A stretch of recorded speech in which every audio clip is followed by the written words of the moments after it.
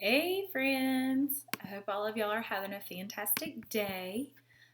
Today I wanted to bring to y'all a show and tell. You can see I have my products up here to talk to y'all about. I say products, my groceries to talk to you about. So I wanted to bring to y'all some information about the things that you see in the grocery store. You walk in and you think, okay, I'm going to buy things that are healthy and good and nutritious for my family. And you have the best of intentions, and I completely get it. But then you walk in and you see organic, non-GMO, locally grown, no hormones, natural, all of these labels. And then you see that these things sometimes are more expensive than conventional or regular items that you normally buy. And it can get overwhelming. It gets overwhelming. Like, surely it's better if it's more expensive, or I can't afford this. I should, and then feel guilty for not buying these things that are more expensive. So I just wanted to break down all of these labels for you today, and help you to make a little more educated decision on what you're buying, not to make you feel guilty for not buying or whatever. Like, you do what is in your budget. But I just wanted to bring this information to you so you can make more educated decisions when next time you go to the grocery store. So first, I wanted to talk about specifically non-nutritional reasons to eat organic. So organic produce is higher in antioxidants and polyphenols, which are the micronutrients that we get from plant-based foods. Antioxidants help fight off free radicals, help prevent or help fight against certain cancers. And they're higher in these antioxidants and polyphenols than conventional produce or conventionally raised produce. Conventionally cultivated produce could have up to 4 times more pesticide residue than organic produce, and that's just the way that it's cultivated, and they spray a lot more chemicals on conventionally raised crops. Organic foods and organic practices help nourish the soil and keep it viable for future harvests. They focus more on sustainability. The organic farmers do. Conventional methods produce more greenhouse gas emissions, cause more soil erosion, and contribute to more water pollution than organic methods. And even if a food is not labeled organic, but it's labeled locally grown, it still has less of an impact on the environment since it's not being shipped from so far away. If it's labeled local, it's within 100 miles. It's been grown within 100 miles of where you're buying the product. So let's go ahead and get on to the labels. And I'm going to break it down into categories. So labels that pertain mostly to plants and animals is what we'll start with first. So labels that pertain to plants and animals, first is, the two are non-GMO, no GMOs, GMO-free, and organic. So non-GMO, no GMO, GMO-free. What is a GMO? Well, it's similar to natural crossbreeding of plants. It happens. Like, it's happened over thousands and thousands and thousands of years. It's not abnormal. It's a God-created thing. However, our GMOs that they're talking about are different because scientists can isolate one gene from an unrelated species. So like spinach, they can take a gene from another animal or plant or bacteria or fungi and put it into this spinach. And it can make the spinach more drought resistant or frost resistant, which is good in essence because it gives the plant a better chance to grow. However, scientists aren't sure what effects this has on the environment for the long haul, and they don't know what it does to our bodies in the long haul.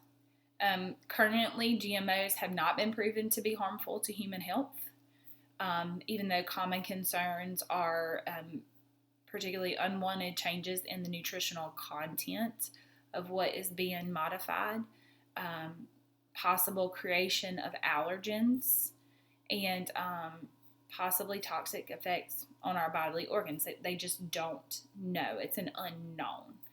And fun fact, so as of 2016, labeling was mandated for GMO products. So non-GMO. This one here, this is my avocado oil, has the non-GMO verified. My baby's snacks, non-GMO verified. I just want y'all to see what the label looks like that I'm talking about. So next is organic, which is, all over the place.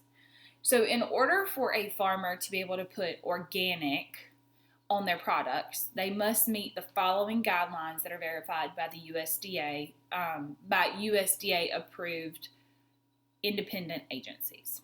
So they cannot have use of synthetic fertilizers, pesticides, or sewer sludge for 3 years prior to becoming certified and throughout the period that they have their organic license. They cannot use GMOs. They cannot use irradiation to kill bacteria and reduce foodborne illnesses. That does sound good. It sounds beneficial. However, we don't know what it does to the food, and we don't know what it does to us internally long term. They must use positive soil building, such as using cover crops and rotating crops to keep the soil rich in nutrients. They must provide outdoor access to livestock, outdoor access and pasture for livestock. They cannot use antibiotics or hormones in animals, and animals are given 100% organic feed, and then avoid contamination during the processing of organic ingredients, and they must keep records of all of their operations. So that is what a farmer has to abide by whenever they want to become or be considered organic. And then an organic seal means that 95 to 100% of the ingredients are organic. Now, that was for plants and animals. Now, just for animals only, antibiotic-free, cage-free, free-range, grain-fed, and then natural, pasture-raised, and free recombinant bovine growth free. So those are the ones that pertain to animals. So let's break those down. So antibiotic-free can only be used for dairy, and it means no antibiotics have been given to the animal during its lifetime. That is for dairy, antibiotic-free. Now, phrases can be used for the meat, but it's a different phrase. It's no antibiotics administered, raised without antibiotics. If you see a USDA verified seal, then the USDA inspectors have made a visit to the farm to confirm that there are no antibiotics being used. If there isn't a USDA seal, this means only paperwork was submitted by the farmer, but it was not verified by the USDA inspectors at the farm. Cage-free. Cage-free, this is a tricky one. So let me show you. Let's see.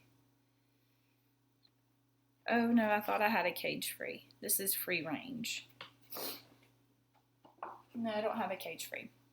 Anyway, cage-free means that the birds are raised without cages. So you automatically assume, oh, well, they're out in pasture and they were eating their natural whatever. No.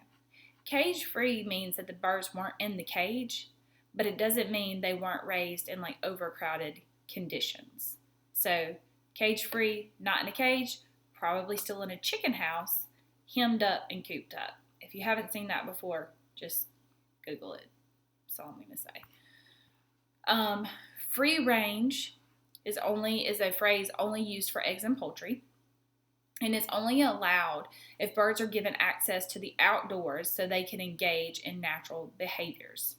However, it does not mean that the animals have been raised cruelty-free, antibiotic-free, or that the animals spent the majority of their time outdoors. So, I just showed you one. So, free range, born free. So, you think, oh, it's totally fine. But it has been, certified humane. Claims are defined by the USDA but are not verified by third-party inspectors. Now, next is grain-fed, which is raised on a grain diet. But you need to check the label and make sure that it's 100% vegetarian diet to ensure they weren't given any animal byproducts. So, grass-fed means that the animals were fed grass or their natural diet instead of grains. So if an animal was grass-fed, a cow, it means it's leaner and lower in fat and calories than grain-fed. But even though they have a grass-fed label, doesn't necessarily mean the animal ate grass his entire life. Some cattle are taken to the slaughterhouse and they're grain finished, so they eat grains at the slaughterhouse until they're killed. The next is natural. Oh, I love this one. There's no standard that exists except for on meat and poultry, and if it has a natural label, the USDA states that meat and poultry products can only undergo minimal processing and cannot contain artificial colors, preservatives, or other artificial ingredients. However, this natural label does not mean they are sustainable, organic, humanely raised, or free of hormones or antibiotics. Pasture raised. So here we go. Pasture raised, and no antibiotics, no added hormones, and it's in a cardboard carton that can be reused for various things.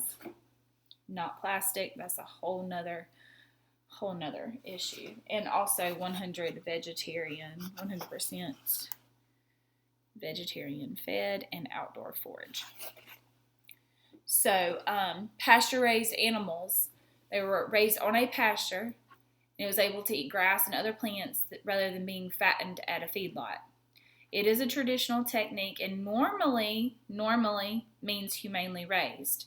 Similar to grass-fed, however, it more clearly tells you that animals were raised outdoor at pasture. Grass-fed means they could just be in a barn being fed grass, not necessarily outdoors grazing and moving around like they would normally.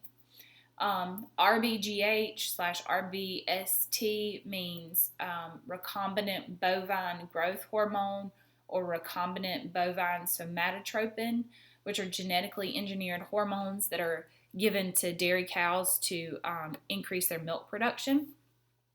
Organic, if the milk is labeled organic, so organic, it is recombinant bovine growth hormone free. So that was all of the animal labels. Completely overwhelming. I totally get it. It's overwhelming.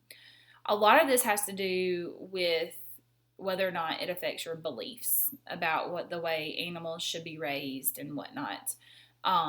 If you don't have beliefs surrounding that, then naturally raised is the way to go. But that's your personal decision. I'm just here to educate you on what all of these labels mean. So that is animals. Now, labels pertaining to produce. Bioengineered. This is a label that as of January 2020, so just a month ago, by the U.S. government, it's required that labels contain bioengineered if there is detectable genetic material that has been modified through certain lab techniques. If it's not detectable, then no disclosure is required. And it uses modern biotechnology, whereas GMO could include good old-fashioned crossbreeding. Certified naturally grown. This is an alternative for farmers who find it too expensive or too time-consuming to maintain the USDA label. This means that food was grown using responsible soil management techniques. They didn't use synthetic pesticides on plants, and they didn't use genetically engineered seeds. And then, like I said before, local means grown within 100 miles of where it's being purchased. It may have been raised conventional, it may have been raised organic, or it may contain GMOs, but regardless, it often is fresher and often tastes better if it hasn't traveled so far. So I hope that you found all of this information helpful. I know it's very overwhelming, and it was for me, and I've had to learn slowly but surely. I'm sure I've wasted time and money on the foods, whatever. But I personally try to buy pasture raised and grass fed whenever I can. I do live in a small town, so it's not always available. I do try to support my local farmers, get their eggs and their meat when it is available. But you can only do what you can do, and if it's not in your budget, then that's totally fine. Just give your family lean meats and fresh produce. If you can fit it in your budget, that's great. But regardless, I just want you to have this information to make the educated decisions. So I hope y'all are having a fantastic day. Let me know if you have any questions, and I will see y'all again soon. Bye.